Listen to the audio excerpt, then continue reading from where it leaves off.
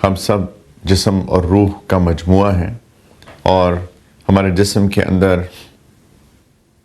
خواہشات ہیں، animalistic desires ہیں، اور اس کے اللہ تعالیٰ اس جسم کے اندر ہماری روح کو ڈالتے ہیں جب ماں کے پیٹ میں بچہ ہوتا ہے 4 مہینے کا، اور اصل انسان روح ہوتی ہے، اور اس روح کی غذا ہوتی ہے، اور 5 وقت کی روزانہ نماز، رمضان کے روزے، زکوٰۃ کا ادا کرنا، زندگی میں ایک دفعہ حج پہ جانا، اس کے علاوہ قرآن کی تلاوت، اللہ کا ذکر، کوئی بھی ایسا کام جو اللہ کی رحمت کو متوجہ کرے، یہ سب روح کی غذائیں ہیں۔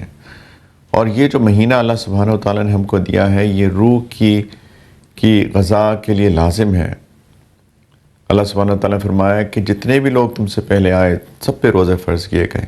یا ایھا الذین آمنوا کتب علیکم الصیام کما کتب علی الذین من قبلکم، تم پہ روزے فرض کیے گئے جیسے تم سے پہلے لوگوں پہ فرض کیے گئے، لعلکم تتقون، تاکہ تم تقوی والے بن جاؤ۔ روزے کا مقصد تقوی کا حصول ہے۔ روحانیت کی تکمیل کا مطلب ہی تقوی کا حصول ہے، اور تقوی کے بارے میں ہم کئی دفعہ بات کر چکے ہیں کہ تقوی کا مطلب ہوتا ہے کہ اللہ تعالیٰ کی ہر نافرمانی سے بچ جانا، اللہ تعالیٰ کی کامل اطاعت کے اندر آ جانا، اس کو تقوی کہتے ہیں۔ تو اسی لیے اللہ تعالیٰ نے ہم کو یہ مہینہ دیا ہے، ایک پورا ماحول سجا کے دیا ہے اللہ نے۔ جتنے بھی ایول مائنڈڈ شیاطین ہیں ان کو قید کر دیا گیا، جنت کے سارے دروازے کھول دیے گئے، جہنم کے سارے دروازے بند کر دیے گئے،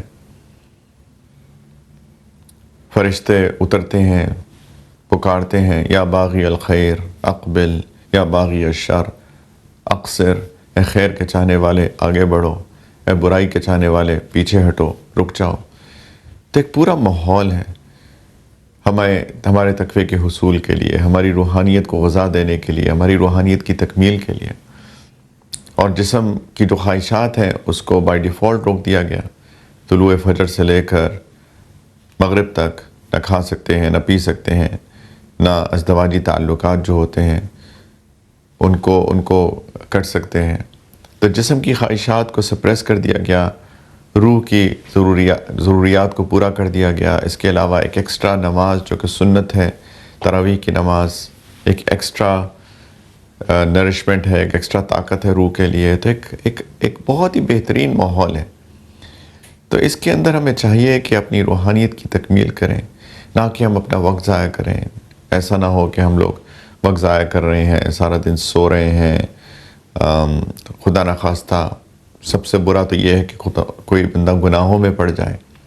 یعنی تقوی کا مطلب یہ تھا کہ گناہوں سے بچا جائے، اور کچھ لوگ بدقسمتی سے نہ صرف کہ گناہوں سے نہ بچیں بلکہ گناہ کریں۔ ایک نماز کو جانتے بوجھتے چھوڑ دینا اپنے وقت سے ایک کبیرہ گناہ ہے۔ تو مجھے امید ہے کہ سب لوگ نمازوں کا اہتمام کر رہے ہوں گے، قرآن کی تلاوت کر رہے ہوں گے۔